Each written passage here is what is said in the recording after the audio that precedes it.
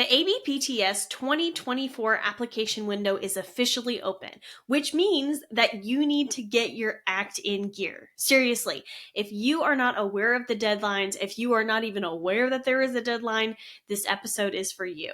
Because like it or not, the application deadline is absolutely going to sneak up on you, unless you do two things. You have a plan and you stick to your plan. Now, luckily for you, in this episode, I'm going over my exact plan that I recommend everybody implement for success and exactly what you need to do to make sure that you can start and finish your ABPTS oncology application before the deadline. Hey there, welcome back to another episode of the OncoPT podcast. My name's Elise. I'm so excited you're here because we're going to go over a lot of really practical advice and information and steps and strategies to actually start and finish your ABPTS oncology application by the deadline. Now, in this episode, I am taking you through the 10 steps that you need in order to finish your ABPTS application without completely pulling out your hair, without getting super stressed, and without, frankly, wasting your summer away. It is officially June here at the OncoPT, right? It is warm, it is sunny, and the last place that I want to be is stuck inside working on my case report. And I know that's the same for you. So in these 10 steps, I'm going to take you through what exactly you need to get started, how to finish, and then get back to your summer. Because I don't know if you're like me, I am a summer person. I feel like I come alive in a different way during each season, but summer is probably one of my most favorite times of the whole year. I love swimming. I love sunshine. I just love everything about summer. And the last thing that I want you to do is not enjoy your summer because this application is looming over your head like a dark storm cloud, right? We're not going to do any of that. So let's dive in. Step number 1 is review the requirements. Now, when you decide that you want to pursue your oncology specialty certification, first of all, congrats, friend. Welcome. We're so excited to have you in our club. I know you haven't taken the exam yet. Okay, that's okay. That's not what we're talking about. If you are excited enough about oncology and cancer rehab that you're saying, yes, one specialty for me, please. Like, I'll take one. Yes, please put my order in. You are in the right place, my friend, because that means that you're excited and you're passionate about working with these patients to ultimately help them live their best lives, no matter the circumstances. And that's what we're all about here at the OncoPT. So again, you're in the right place. Now, when you decide that you want to do that, it's important you know what you're getting yourself into. And this is not in any way meant to deter you or sway you from pursuing this. I just want you to have all the facts and all the information so that you can move forward and feel good in the process. Now, I'm going to let you in on a little secret. If you go to the ABPTS website, the information is there. But the ABPTS website is one of the most circular websites I have ever encountered. Let me explain. So when you go to the ABPTS website and you're looking for a particular set of information, right? You could click on one of 3 to 5 links and you would end up on a different web page that has the same information as one of the other links that links to a different web page. There are literally multiple web pages with the exact same information, just maybe worded a little differently. Maybe it's lacking a couple of the information. I literally was on the website earlier yesterday and today, and it's the same thing. This website is very, very circular. There's a lot of ways to get to the same place, but all of it seems to be a little convoluted. I'm going to say a lot convoluted on here. And it makes it really challenging to make sure that you have all the facts. It is very easy to go down rabbit holes on their website. And in doing so, it's very easy to get overwhelmed with all the information. Because again, even me, someone who literally teaches people how to do the application, who teaches people how to do the case report, who teaches people how to study for the exam, for my job, that's literally what I do for work, I get confused on that website, y'all. And I've already taken the exam and done my application a couple years ago. So here's how I recommend that you approach the reviewing of the requirements to make sure you have all your ducks in a row, that you're not missing anything, and then you can just get down to the actual application itself.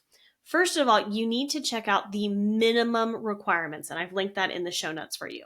In short, as part of being eligible to sit for the specialty certification exam, you have to demonstrate your experience either through the completion of a residency or the direct patient care hours that you will implement. And this is the method that I personally went through.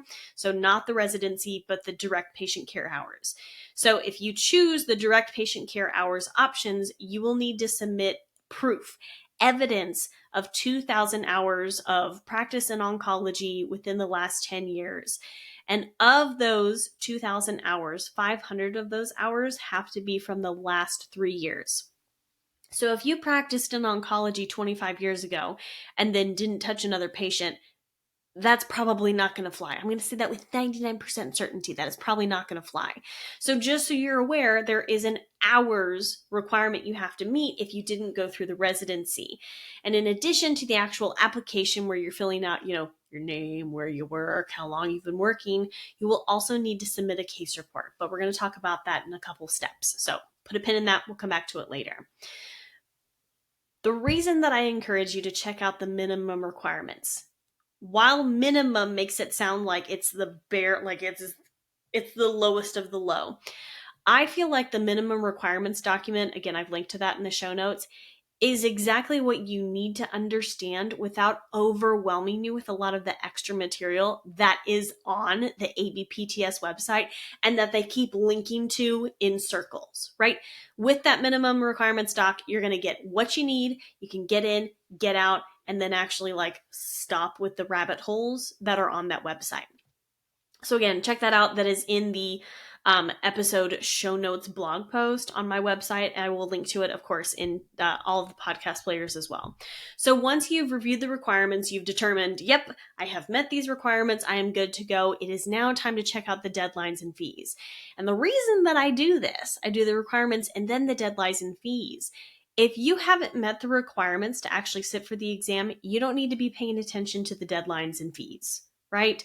Let's make sure you're actually eligible this year, and then we can move on to the next step.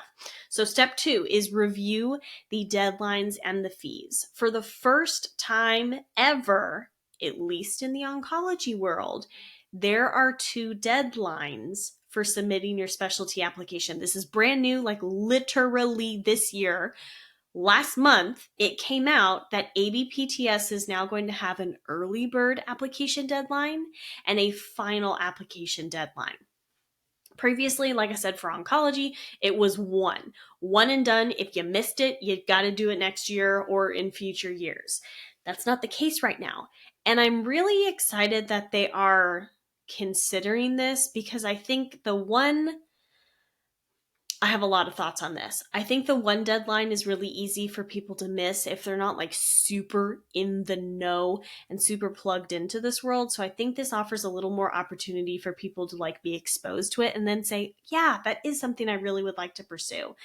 In addition, June 30th / July 1st, which is what the deadlines have been previously, are right in the middle of graduations and lots of end of school year activities, and then also the beginning of summer.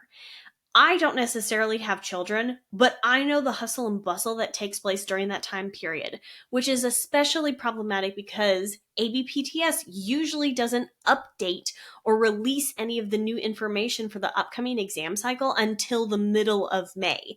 Last year, they literally said, okay, we're going to release the information on May 8th or something, and then it didn't come out until a week later. All this to say, ABPTS is really good at not releasing information until the absolute last minute, and that makes it very challenging to make sure that you have all of the updated information for that June 30th, July 1st deadline that it has been previously. So I think this is a step in the right direction. Like I said, I think it's a little more inclusive. I will let you know if you do the early bird application deadline, which as of 2023, that is July 1st, 2023. You have to have things submitted by that time. You will save $100 on your application fee compared to if you do the final application deadline, which is September 30th, 2023. Again, if you are listening to this at a future time point, maybe in 2024, for example, those dates may have changed slightly. So I would encourage you make sure that you are up to date on those ABPTS deadlines as they come out from their website. Again, who knows when we'll hear about the 2025 exam cycle, but I digress. Now, when you're submitting your application, you will also need to submit an application fee. The fees are tremendously discounted if you are an APTA member. This is not an APTA ad, but I am letting you know you can save like $300 to $400 on your application fee if you're an APTA member. And remember, the application fee is separate from the exam fee that you pay once your application has been accepted. So you have to apply to sit for the exam, and you can either be accepted or rejected. If you're accepted, you will then pay an additional exam fee several months from now. It's usually like November-ish when you do that. So again, that is another place where you will potentially save like, I think it was like $700 when I did the math the other day. It is like $700 to $1,200 cheaper during this process if you are an APTA member. Again, not an ad. They don't pay me to say this, but you may seriously, if you're not currently an APTA member, you may very seriously consider what are the economics of me joining APTA for like the year, okay? And then saving that money in the application and then the exam fee process, and then doing what you will after you're done with the specialty exam cycle. Okay. I'm not telling you what to do. I'm just saying you should really consider that. Now, if you're in a position where money is not an issue for you, cool beans, friend. I support you 100%. Just something to be aware of. So again, I have linked to all of the most updated fees and deadlines within the show notes. To make sure and check that out. All of the links that I talk about today, I have linked in that show notes document for your convenience. So make sure to check that out. So step number 3, moving on, is select your deadline and mark it on your calendar. This is a 2-part process. As we discussed earlier, there's now 2 deadlines. Early bird application deadline is July 1st, 2023. Final application deadline, September 30th, 2023. Whatever deadline you choose, okay? I don't care which one you do. It doesn't make a difference if you're going to be accepted or not. As far as like, there's not preference that I'm aware of for early versus final application deadline. Whatever deadline you choose, select it with the full confidence in yourself that you can get it done. Mark it on your calendar and stick to it. I really don't want you to do this, which is what I did a few years ago. Now, I'm going to do a little rewind here. Work with me. Back in 2020, which is when I was going through this process for my own specialty certification, I was working on my case report in June. And I was like, okay, I'm going to get it done. And this was amidst, again, all of these super wonderful, fun days of the pandemic. And literally, like, I had been partially laid off from my job. I was furloughed or temporarily partially unemployed, whatever language you want to use. I wasn't working my full time. And it was very stressful. And even though I had that extra time, it was really stupid stressful during that time because I was also not being paid my full wages. And so all of this, like, yes, I had the extra time, quote, to work on my case report, but the stress of that time period, as I know we were all experiencing, definitely prohibited me from doing a really good job with my case report. And so I was like, shoot, that was not the word that I used, but I'm trying to keep this podcast clean right now. I am not going to get my case report done. And by some miracle, thank you, goddess, they extended the deadline to September 30th. I was like, oh my God, great. This gives me the whole summer to work on my case report. I'm going to have it done, no problem. Do you think that's what happened? Do you think that is what I did with my case report? Answer, no, that is absolutely not what I did, because then I waited until the last possible minute in that September before I submitted my case report. So what I'm saying here is pick your deadline and stick to it. Don't do this, oh, I'm going to try for the June one, but if it doesn't work out, I'm going to go for the September one. No, if you know you're not going to meet the June one, don't pick the June one, because you're just going to feel bad. you're going to feel like, man, I wish I should have done that. Like, I wasn't really thinking. Da, da, da. Just pick the one that you know you're going to be able to stick to, because we don't need to be playing mind games as you're working on your case report. Don't rush and cram your case report and your application just so that you can save $100 on the application either, okay? Again, if you know I am not going to make this June deadline, not a problem. I say June, July. It's really July, right? It's July 1st. It is much, much better to have a really, really great application and case report that will for sure get accepted rather than submit a shoddy, like, rush job on your application and case report and then have to reapply the next round because your first submission was rejected. Pick your deadline and stick to it. Don't play mind games with yourself. Don't cram and rush to try and get it done early. Just do the one that you're going to work with and stick with it. So once you've selected your deadline, now it's time to actually review the candidate guidelines. There is a document. It is the 2024 ABPTS Specialty Candidate Guide. So once you've determined that you're a good fit, you are eligible to apply for this, and you've selected your deadline, now it's time to review the specific kind of, it's like a handbook for actually pursuing your specialty certification. So this is a free resource that is published by ABPTS every year or every couple of years to kind of outline the examination and the application process for each specialty area. Do not be afraid of the 172 page count of this document, because what you need to know at the front of this guide, it is the general, here's kind of how the process works for all the specialties. And then there are addendums for each of the subject areas. I am not taking the wound care specialty certification exam, so I don't need to look at the wound care one, okay? So everything is all in one. I would really recommend check out that first part of the candidate guide. That is, again, very general information, and then skip ahead to the oncology side. That's what we're really concerned about here, right? Again, I am not going to be taking the pediatrics exam. I do not need to concern myself with what is inside of that. I'm taking the oncology one. I took the oncology one. Worry about the oncology one. So again, don't be afraid of that 172 page count. It is not all for your information. Now, again, most of the first few pages is very general info. You probably already know that general info, because if you've reviewed the minimum requirements that I talked about previously in step number 1, I believe, you've already got a lot of this stuff. The candidate guide is just going to be a good review on some of that information. So once you've checked out the general information, now it's time to dive into the actual oncology specific material.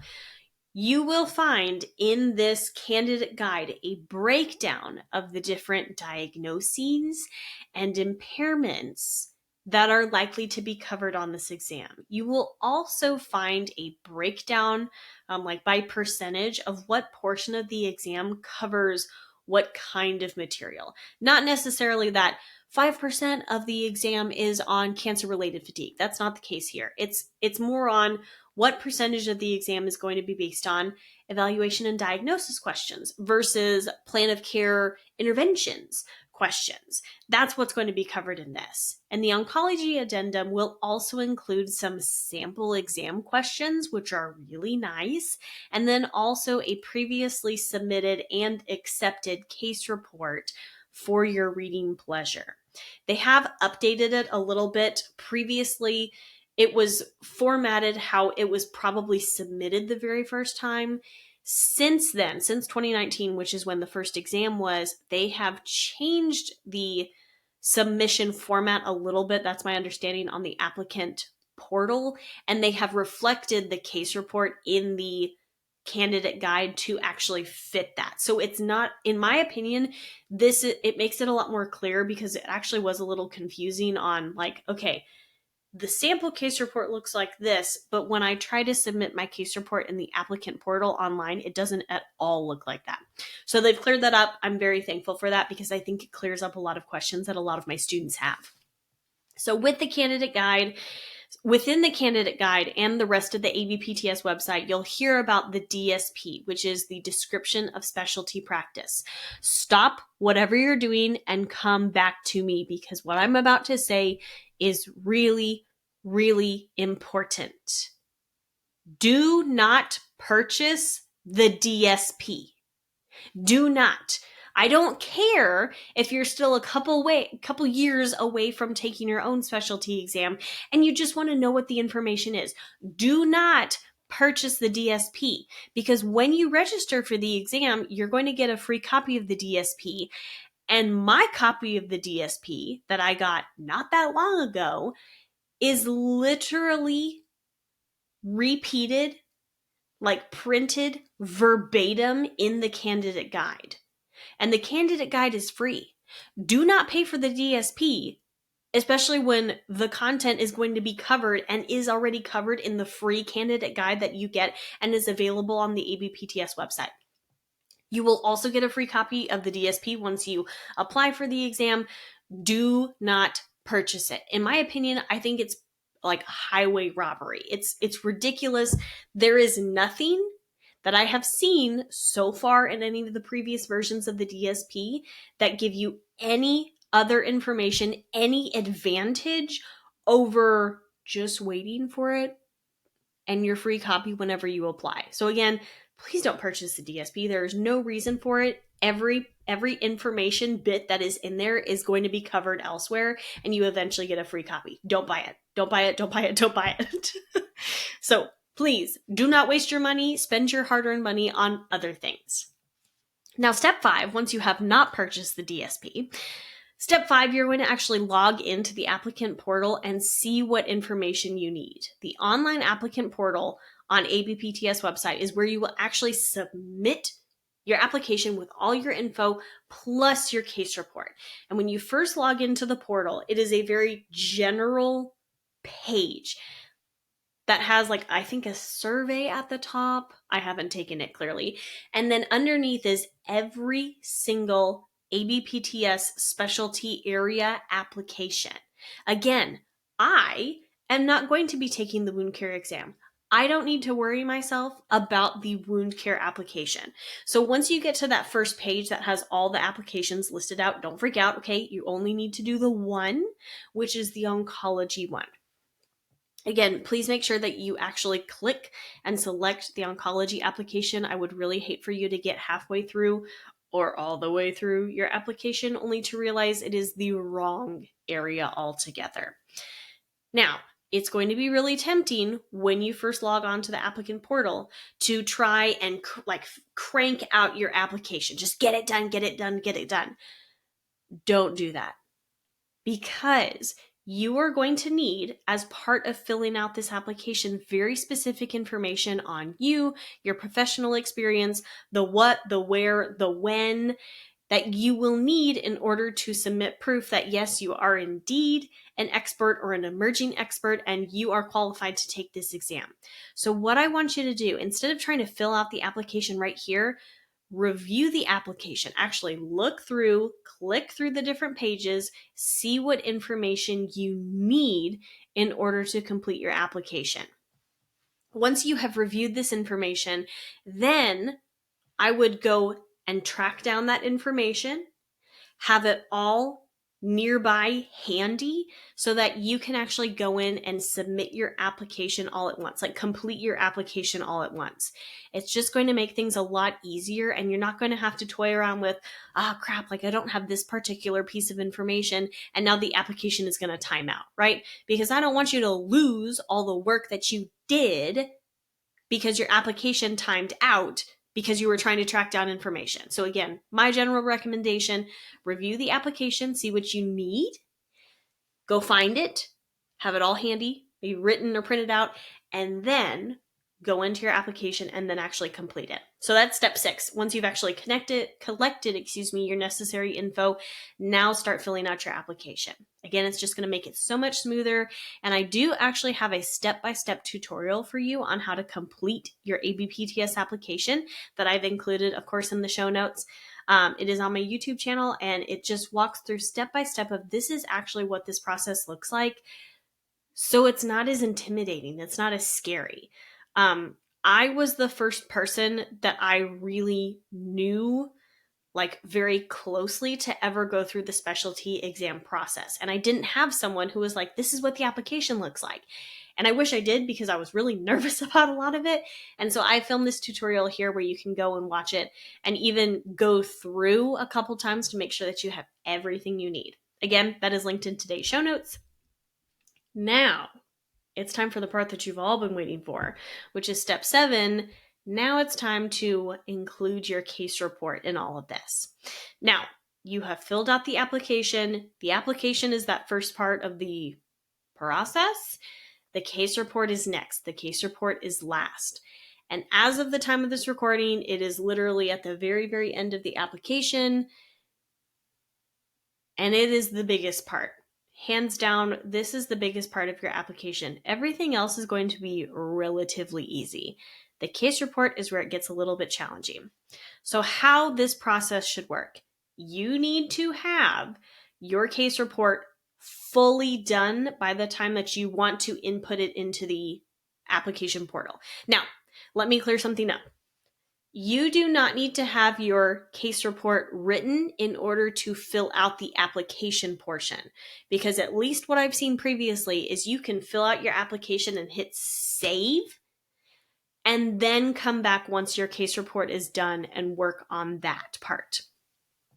But how the case report portion of the application works is that there are going to be text boxes that you will copy and paste your case report into section by section. It is not a blank, like big full page text box that you can copy and paste your entire case report into. There are very specific sections that ABPTS is looking for in your case report. And you have to have entries in each of those as part of your case report. Okay. So by the time that you want to start copying and pasting your case report into those text boxes within the application portal on ABPTS, you should have your case report written, edited, proofread, rewritten, re-edited, saged, blessed with holy water, repurposed, or like re-proofread for the third time, etc. Like, you need to have it completely done, polished, fixed with a gold star on it by the time that you want to start this process. Do not write part of your case report and then copy it into the application portal and then go on and write the next part of it. You need this case report to flow. You need it to be really, really solid, because you will then take your finished case report and again, copy section by section and paste it into the application portal. There are very specific headings that very clearly state what they're looking for. So it'll be easy for you, as long as you have those sections, those headings within your case report, you'll be able to say, yep, okay, this paragraph or this section, these paragraphs are now going to go into this text box, and so on and so forth. Please double check as you go that you have the corresponding part of your case report lining up with that particular text box, because you don't want to have to go through and again redo it. There's no reason to. Don't make it harder on yourself.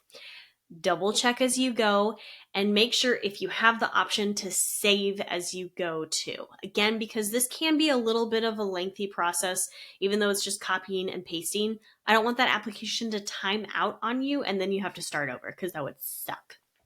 Now, step 8. We're almost there, guys. Step 8, you're going to review your application. Now that you've completed your application and you have inserted your case report, it is time to triple check everything. This is me, again, being an overly cautious catastrophizer who hates for things to go wrong. I don't want silly mistakes to be the reason that you are not accepted to sit for this exam. I don't want stupid mistakes to be the reason you get rejected. So go back through your application and double check everything. Every entry, every line, to make sure that it all looks good. I would really encourage you, Have someone else also go over your application. It never hurts to have another set of eyes who haven't read your case report for the 14th time that day to be able to glance over and say, okay, everything looks good. Or, oh, hey, have you considered this? Like, this is a little unclear. Or, hey, it says that you worked 20,000 hours last year, but that's not possible in the work, right? Like, don't let silly mistakes, don't let stupid mistakes keep you from pursuing this dream of yours. Step 9, this is where the fun parts start happening. You're going to actually submit your application. Once you've checked everything, again, double check, triple checked, maybe had a friend or two look over your application, it is time to submit that baby. Make sure it actually submits and records your submission before moving on to step number 10, which is celebrate. Yes, I know. We don't know if your application has been accepted yet. We don't know if you are going to pass the certification exam, although I bet that you are definitely going to pass the specialty certification exam, especially if you do how I tell you to prepare. We don't know any of that yet, but the application is absolutely an important first step in all of this. And while it's a small step, it's still a really important one because it signifies the commitment that you are putting forth to become a better physical therapist, cancer rehab professional for your patients. This journey is long and it's tough, and it's really, really important to celebrate the little wins along the way. And this is your first of many little wins that we're going to celebrate. So again, I know we don't know if you passed. I know we don't know if you've been accepted yet, but make sure that you actually celebrate this because it is a lot of work that gets put into this process. And I want you to know that you are doing good work along the way. Again, it's really, really easy as we're going through this to feel frustrated, to feel burnt out, to feel like, I don't know if I should even do this anymore. Like, I'm so tired. I just want it to be done. Stop and celebrate the little moments because they do add up over the time. And again, it is the journey that matters here, not the destination. I know that is super corny. I know that is so cliche. I know it's super overdone. But I don't know a better descriptor or example or illustration of it's not the destination that matters, it's the journey. Because the journey of you becoming the expert is how you actually help your patients. At the end of it all, you're going to receive like a letter or an email, in my case, that says either passed or failed your specialty certification exam. And it is not the pass or fail on that paper that makes you the better clinician. It is everything that goes into that process of you culminating and taking the exam that makes you the expert. So please, please, please remember, celebrate those little wins along the way. It's going to help this journey feel a lot more worth it and a lot less, oh my God, what have I got myself into as you continue going through this. Now, if you are ready to actually start and finish your ABPTS application, you need to watch my free webinar. Everybody knows about the specialty certification exams and how much work it takes to prepare and how grueling of an exam it is, etc., etc. But very few PTs actually know and understand what it takes to get approved to sit for the exam. That's right. As we've talked about previously, you are not automatically accepted to take the exam. You have to submit the application and get accepted to take the exam. So in my webinar entitled Start and Actually Finish Your ABPTS Application, I walk you through why the exam is actually the least important part for you right now, what no one will tell you about the specialty exam process, the absolute essentials of your ABPTS application, and how to start and actually finish the most important part of your application. I almost said it because I'm just so excited about it.